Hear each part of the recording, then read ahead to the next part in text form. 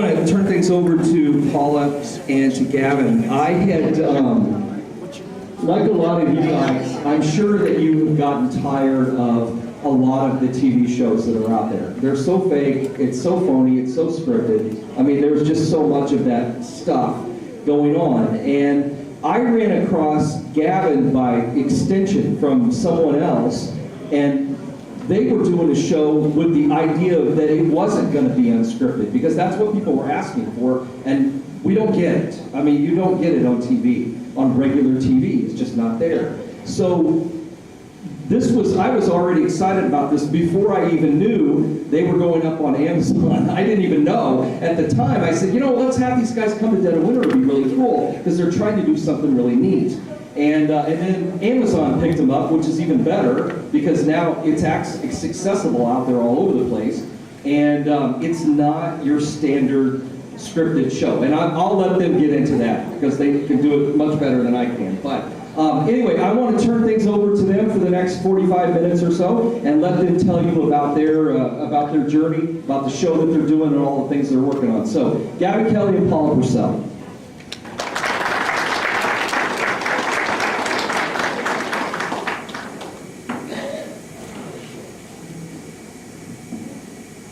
How are y'all doing? Good? Yeah, we came up with that idea that we want to do a show that is completely unscripted, not staged or anything. We want to give the viewers the actual glimpse of what happens during a real 100% paranormal investigation. And we had a news reporter with us that stayed for one of the investigations we did at the Massac County Courthouse. And she was just totally blown away. She's like, this is what really goes on? Are you serious? Yeah, it has nothing to do with what you see on TV. Let's see what we got here. So I'm going to go ahead and introduce who I am. My name is Gavin Kelly. And as you can see, I'm actually known for being in a few Hollywood movies, as well as some TV shows. Country Strong, Drumline, Terminator. But besides that, I'm also a signed country recording artist through Nashville. I was actually a season finalist for Nashville Star Season 3. Didn't quite make it to the show because they had producers that wanted to change me. They wanted me to dye my hair blonde with blue highlights and say I was Cherokee Indian. So I told them, no, I'm not doing it. John Rich was there and got me signed with Mirror Image Records in Nashville. Released an album July 2nd, 2011. 2 singles that went across the United States, which was pretty cool. But besides that, want to becoming a host and a paranormal investigator for The Paranormal Journey into the Unknown, which is on Amazon. 2.6 million viewers from the United States and the United Kingdom alone, and that's just for only 4 episodes. So you guys can actually check that out just by going to Amazon, doing a search for The Paranormal Journey, and you'll be able to check it out. And besides that, we're also involved with a Hollywood movie project called Lucy, coming to theaters sometime 2020, I guess it's the fall of 2020. And she'll tell you the story about this because it actually has something that's true to her heart and a location. And what we are doing, all the proceeds from the theaters this movie makes, it actually going back to the location so we can help them with their restoration project. And she'll tell you more about that. Of course, we have to know who she is, right? Can you tell people who you are? Sure. Yeah. We're like this for real. Oh yeah, and we're getting married June the 23rd too. Oh yeah, you can clap, come on. All right. I'm Paula Purcell. Yeah, I know. Come on, you know how to do this. Yes, I know. I'm Paula Purcell, and right now I'm working on a book deal. I'm writing a book. It's already got a title called Past and No Tomorrow, and it talks about me working with the paranormal and the past that I come from, and what tomorrow brings in the paranormal. And how we live in an everyday life is the paranormal. I talk about some of the investigations and experiences and the history and all that. It's a 2-year project, and I'm hoping to get it accomplished sometime this year so I can bring it into the publishers next year. Yeah, like I'm going to read all that. But anyway. No, you already stated everything. So that's Yeah, pretty well much. It pretty well states what I'm involved. I'm also a second-generation paranormal investigator. My mother was somewhat of a historic researcher slash paranormal investigator. I got my feet wet when I was 14 years old. So, but yeah, I'm part of the show, and I'm also part of Lucy. Lucy is another project that I'm working on. It's a screenplay that I wrote, and I've had a couple of production companies. I talked to, wasn't even knowing I was talking to a producer at the time when I was approached, and I was telling him about my project that I wanted to do. And next thing you know, 6 months later, I got this random phone call because he had cut out our business card and stuff, and basically was very interested in it and was worried about my cause. And the story is about, I'm a very big, huge history research person, and I fell in love with one of the storylines, actually it's not really a storyline, of the history of the location. And I fell in love with knowing, I found out about 2 of the previous patients that were at this location. The location is St. Albans Sanatorium in Radford, Virginia. I don't know, have anybody been to Radford, Virginia, St. Albans? Anybody know of St. Albans? Okay, you heard of it. Okay.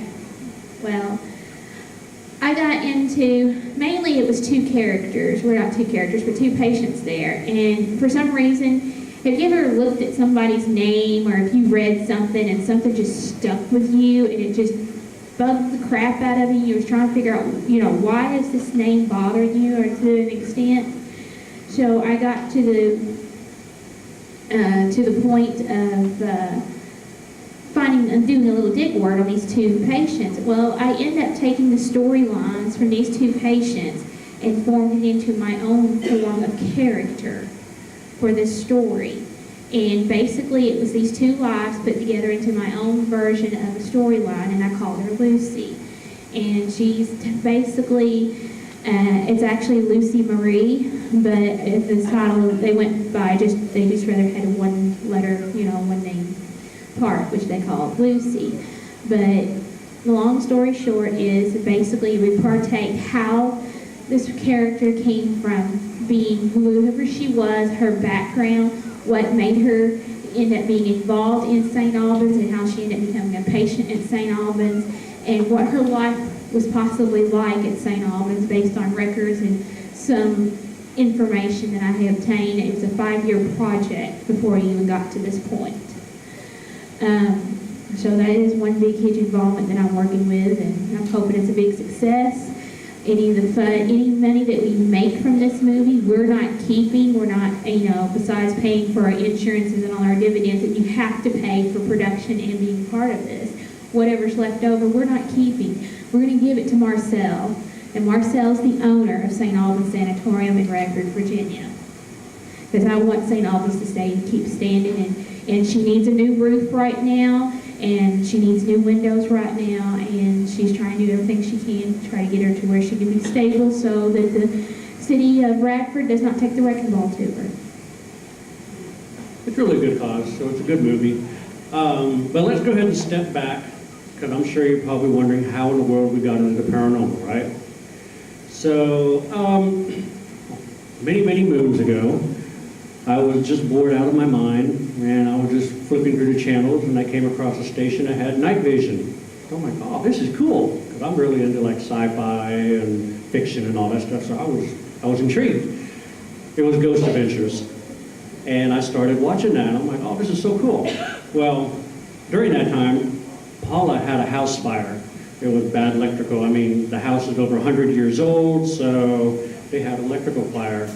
And ever since then, things were uprooting, and we're not really sure exactly what it was at the time, but they started experiencing weird things.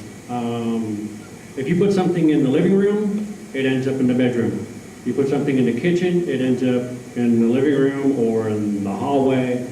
they started having like an 1800s old perfume smell that came from the dining room, made its way down the hallway and dissipates. But the one thing was everybody was all in their rooms, doors closed, and they heard a ball down the hall. Everybody opens up the door looking on out going, what the heck was that? So she told me about that, and I'm like, I've been watching a show that kind of deals with this stuff. And she's like, well, what is it? I said, it's called Ghost Adventures. She's like, oh, okay, cool. Well, I went ahead and contacted Aaron Goodwin on Twitter, and we became friends. And I told him what was going on, and I kid you not, I asked him, I go, what should we do? Do what we do. So I'm like, okay. So he kind of walked me through steps of what I needed to do, how to do it, what devices to get, and we went ahead and investigated her house because I want to see if there was something there. And during this presentation, I'm going to show you, we have a photo of a high 8 night vision camera pointing into a bedroom, and we were just going through and snapping pictures with a digital camera, and we captured what appears to be an apparition of a little boy on the view screen. So you'll see that. But after we compiled all this together into a video, I just put it on YouTube for peer review, to let people go ahead and check it out and say, hey, you know, oh, that's cool, or yeah, right. We got contacted by a producer in South Haven, Mississippi, and he goes, I like what you guys do. You guys just don't really sit in a room and say, are you here? Can you make a noise? Can you not? He goes, you guys were like on the go. You got your camera, you got your recorder, you guys are going. You're like good at this. I'm like, we had no idea what we were doing. So he goes, I want to sign you to my network. I'm like, okay, what do you want from us? He goes, I want more episodes. Okay. So at that time we were called the Phantasmic Ghost Hunters. And that was the name of the show. 13 episodes, 40,000 plus viewers to the guy's network. Amazon caught wind, and they went ahead and signed us. And we basically have gone so many places. Let's see what we got up here, if it works. It didn't work. Ha! There we go. See, they give me this little snazzy clicky thingy, supposed to work. There you go. Old South Pittsburgh Hospital. Every single one of these places we've been to, and we've actually filmed at, and the list just keeps going on and on and on. And the same thing like what Coy just showed you. We're going to be going to, let me stop it right here. We're going to be going to OSR, Ohio State Reformatory. We're going to the Edinburgh Manor, Genese's Theater, and just a whole bunch of other places. I mean, we've been all the way from the far reaches of Radford, Virginia for St. Albans Sanatorium, all the way to Long Beach, California, aboard the Queen Mary. So, while we were shooting our first season with the other network, we did an investigation at a plantation house that, how old was that house? You know about Carter's Mill? No, Oh, this house. Oh, that house. That house was built in the 1920s. Okay, in the 1920s. But it's part of the plantation land. Okay. I don't know if you can see all this here, but you see what's here circled? Does it look like a woman holding a baby to you? Kinda, maybe? See, as you can see, this is the high 8 camera right here, pointing at the mirror in the bathroom. Well, actually, it's pointing to this camera right here. We kind of like double up and we triple up. So there is another Canon that took this picture. And what we're doing is taking a picture of this, taking a picture of that, and you can actually see what appears to be a woman holding a baby. And this is what this camera is filming. Absolutely nothing. So we were like really intrigued on this. So we went back the next day, same location. Happen to see the person standing right there? Yeah. Let me go back here. Yeah. This is the little boy that appeared at that house.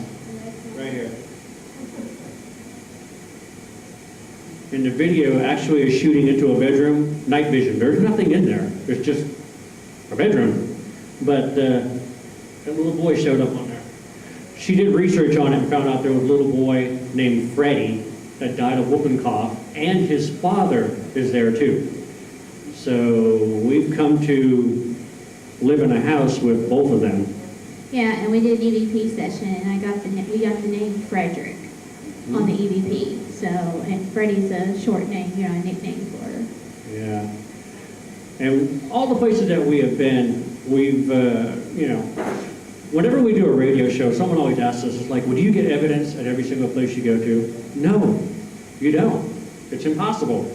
You're not going to have a ghost or a spirit say, hey, George, I'm working today, So what we try to do in our show, if we don't get a lot of evidence, we will dwell on the history of the location, so that way the viewers can be like, hey, that place looks really cool. They didn't get something. Maybe my team might.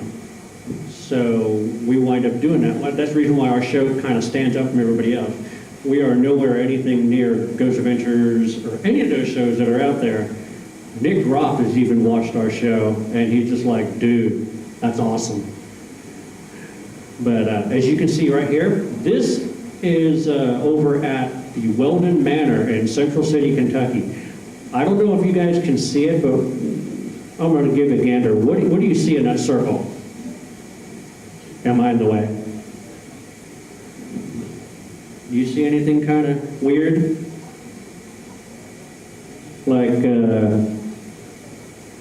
a female right there? You can see the hair, the eyes, the nose, the mouth, and God knows what that is. We shipped it off to a guy in California, and they're saying that this is, well, it appears to be a demon. And, you guys can come over to the booth, and I'll show you it on the laptop. You can probably see it clearer, but, you can see the female, right? Right there. There's a little boy that's right here, too. This girl, her name is Maggie. She can't pass on. Whatever this is right here is keeping her from passing on. So she's stuck at the Weldon Manor, and if you do an EVP session, she'll talk to you. She loves to talk to people. You can hear her running down the halls. If you put a ball down, she will play with you. And they also have a bell suspension from the air in her room, what they call Maggie's room. And every once in a while, you can get her to ring the bell for you in that room. Okay. You guys know what the Connect camera is, right? And you've seen it in action. Okay. Are you aware of portals, or do you believe they exist? Okay. This video I'm about to show you is at the Weldon Manor, 175 feet away from base camp. We set the camera up in this hallway that the owner said is a portal hallway. There's a long hallway, and you have two doors for like in and out, but there's no doors there, it's just an opening. He says that he gets bangs down that hall, footsteps, whispers, anything is going on down that hall. So I'm like, okay, we're gonna set cameras up. So we set the Connect camera up, a full spectrum, and an IR camera right there, plus the DVR camera. So they're kind of like stacked. And you can see up in this area, there's nothing there. Absolutely nothing. But when you watch the video, you're actually going to witness a portal, because the screen's going to shift, and it's shifting at 1 frame a second. I had a lot of people actually trying to tell me that it was rigged or whatever. But Like I said, we had two other witnesses that was there. One of them was the co-owner there that happened to catch it. He was just, his bottom jaw Right. just like dropped.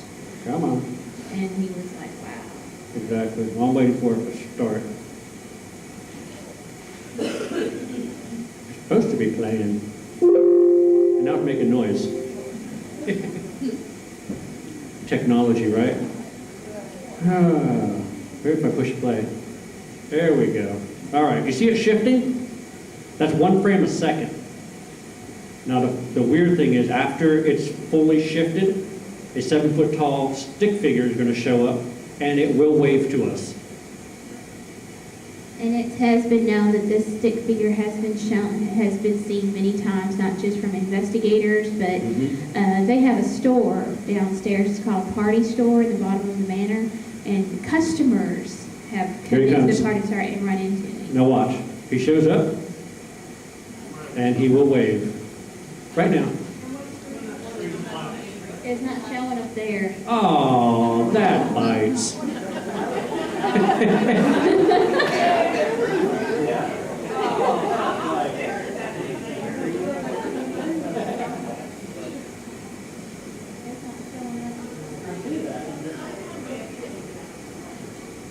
Man. Okay, hold on. I'm going to do it this way. You guys can see my screen. It's going to be kind of weird, but, you know. You got to do what you got to do. Wow, that's big. Let's try it again. I still can't see it. Oh, wait, there it is. Oh, you can barely see it. Well, you can see up here. Oh, darn it. Press the button. Hey, I'm just getting used to this little doodad. Okay, let's try that again.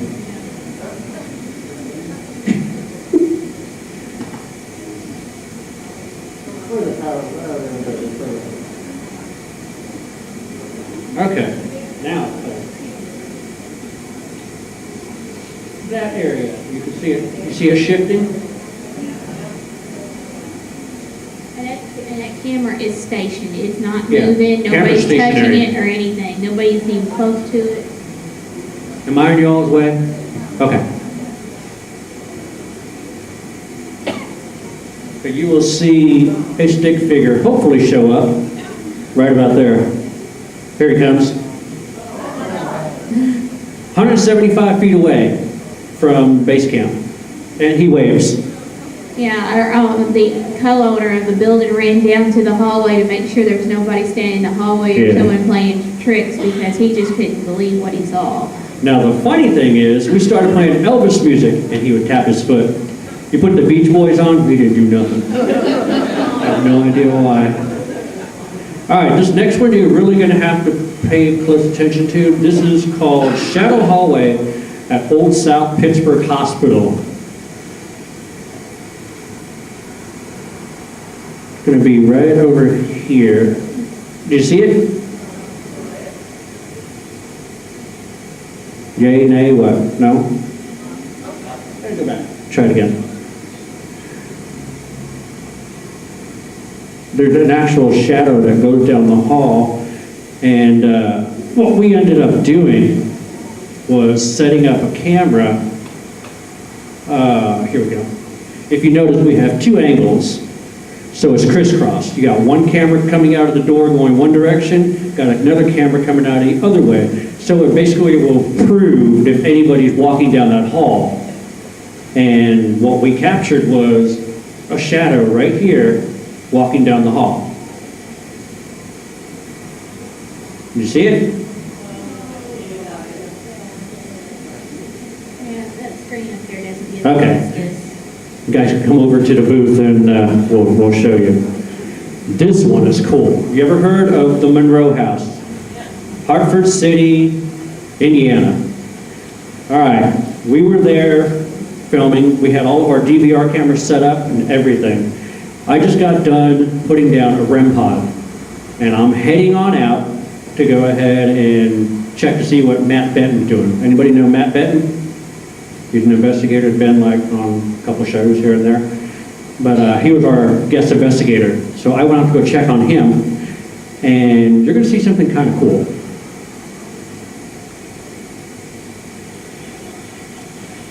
Yeah, the audio is not gonna work, but that's okay.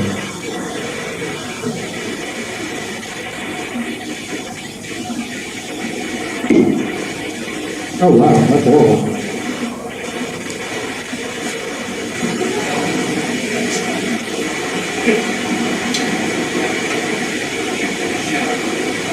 Okay. Oh, there you go. This one. Watch this. pretty damn available. Yeah. Hey, what's going on? What's going on? Yeah, it is. They ain't coming in there. Did they move that? Where's Sam? Let's do that. Hello, they're in here. Oh, Are you guys moving the camera right now?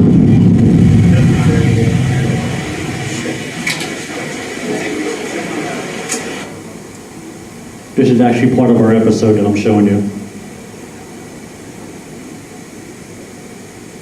Now, if you notice, you saw that camera move. He's going to slam right into it. That camera moved all by itself, and we captured it on the DVR camera. So that was really compelling. I mean, what we ended up doing was stepping on the cable, rolling it around to see if anything would cause it to spin like that or to move. No matter what we did, it would not do it. I mean, you saw, he slammed right into that camera, and it just teeter-tottered and went right back to where it was. This next one is Old South Pittsburgh Hospital, South Pittsburgh, Tennessee. This is the nurses' station. Let's see, this place has not been in operation for 17 years. And we had a digital recorder placed on the nurses' station, and we actually captured the sound of the elevator door opening and closing. And I'm not really sure at what time it was, but check it out. Let's go back to that. I hate this button. Are we gonna play? No. Oh man. Ah.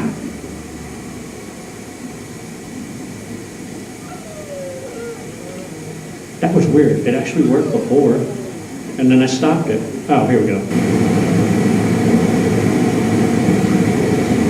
I hate Windows 10. Did I tell you that?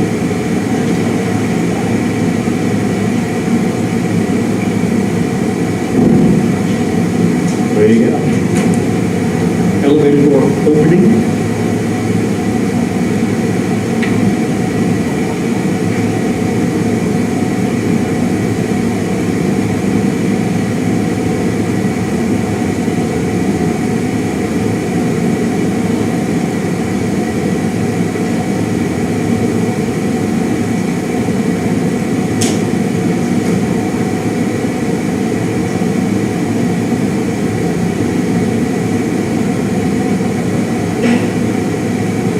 Can't see an elevator door opening, huh?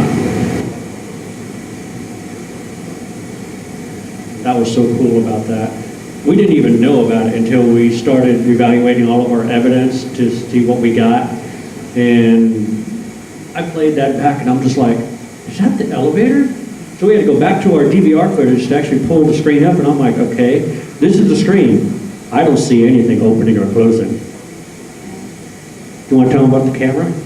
Yeah, that part we didn't have any, at the time we didn't have cameras set up at base camp yet, so we were still setting up stuff, and we had already gotten activity. You know how we end up going to locations and all of a sudden we're in the middle of trying to set stuff up, fixing to do, and then something grabs our attention and we're like, okay, let's go investigate this right quick, even though we don't have all of our stuff together because it's kind of cool.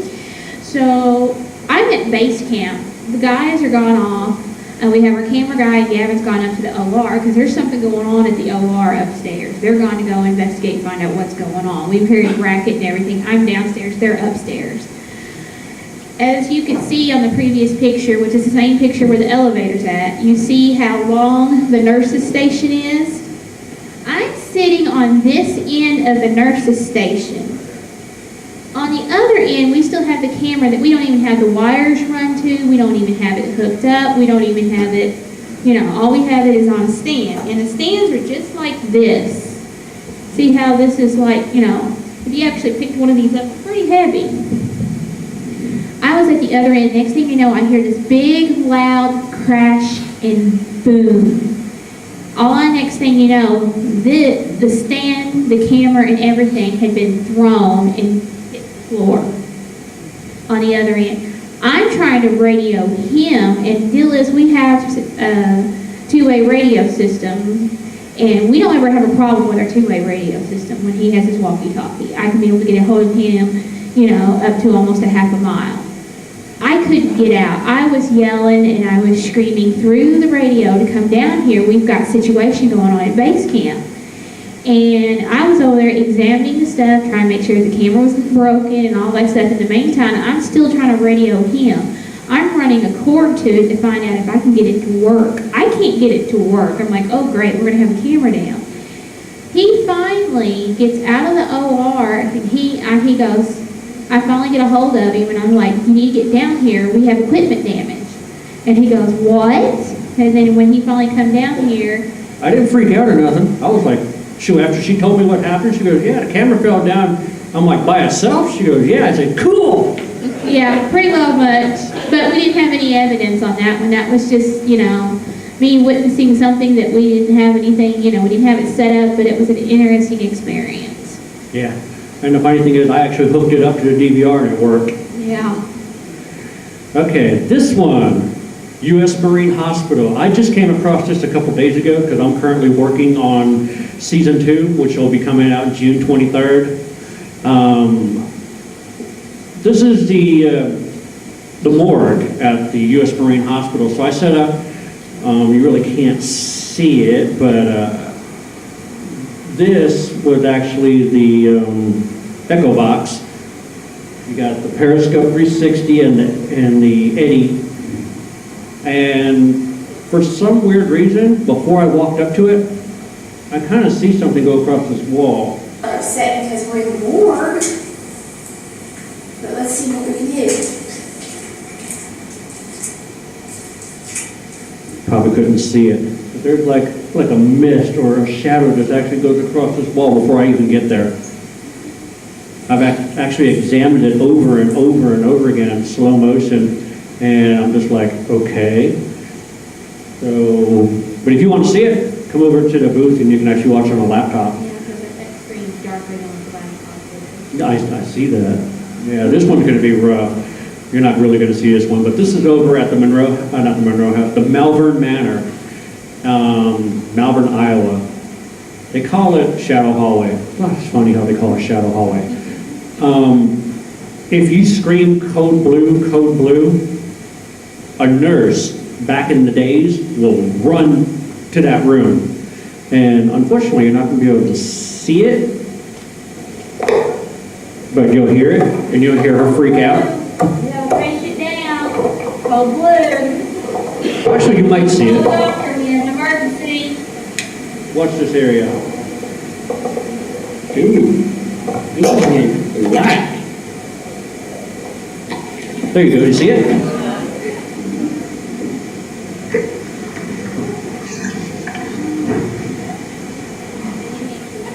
Came down that pretty hallway, God bless her. She's funny.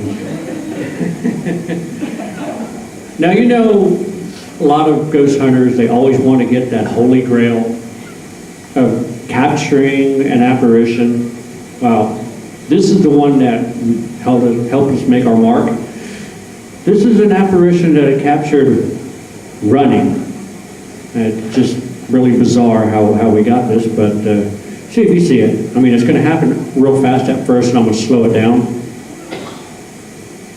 Maybe. In the mill. You see the leg? The arm?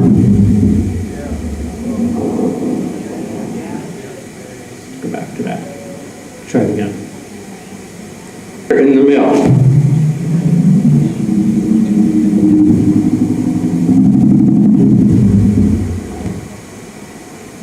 Did you see it? Isn't that crazy? That was only shot on the High 8 Sony Handycam, which actually runs on a cassette. Can't alter that. We've had a lot of people actually tell us, oh, well, you put that in there. No, our job of creating the show, we're not trying to fake anything. We want to give you guys the real 100% evidence. And like, this is our motto. When in doubt, throw it out. So, guys have any questions for us?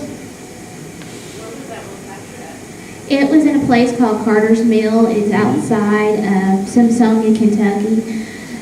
The sad part of it is somebody who bought the property decided the old buildings didn't need to exist, because it was a mini town is what it was. And that was caught inside of the sawmill that used to be there. And there's a lot of history. It was a slave community and everything in that area. So they called it Carter's Mill, and it was basically had a general store, a sawmill, a post office, a cotton gin, and then of course you had the two brothers who owned the property. One had one house on one side of the little town, and the other one had the other house on the other side of the little town. Altogether, they both had 27 kids. So. And the thing is, we do a major, extensive, in-depth. Once we get evidence, we will drill completely down to make sure that we can actually rule out all normal, all man-made artifacts, so that way we can say, okay, it is unexplainable, it could be paranormal. This one behind me kind of blew my mind, and we're still trying to figure it out. This happened at the Hinsdale House in New York. They call it the Demon House. I have no idea why. But we're up on the second floor. She's trying to talk or communicate with Mary. Yes, it was raining, and I didn't see it lightning at all, but you're going to notice something really bizarre if you watch the floor.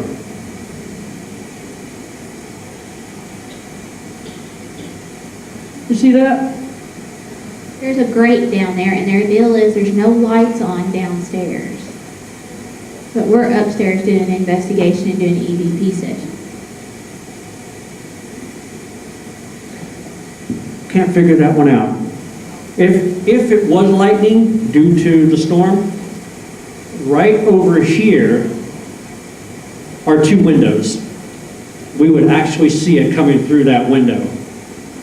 I have no idea what that is, so what we have to do, got to go ahead and look at the base camp footage, look at the DVR footage, and possibly the guy that owns the Hinsdale House has a camera in the corner, see what he gets. But I'm not sure what it is. We can't really hear it, but she's on the spirit box, and we hear a voice that says, ready?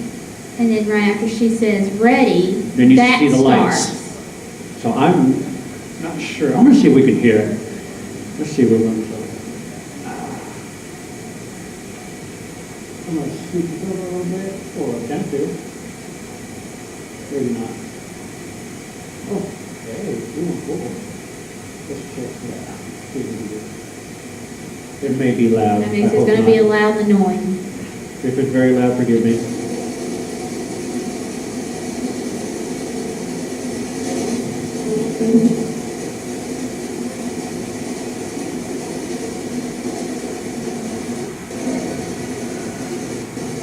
Did you hear the ready?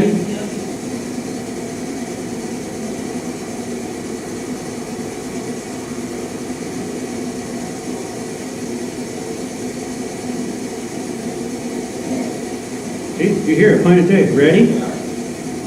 And the next thing you know, weird things start happening through that floor. And that's just a grate that goes down to the first floor, to the living room. And they don't own a TV. There's nothing down there that would actually do that.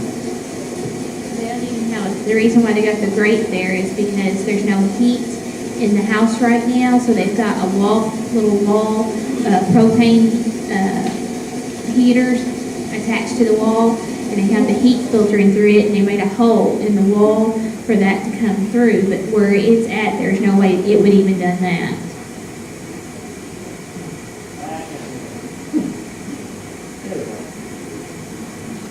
Grab and run. There we go.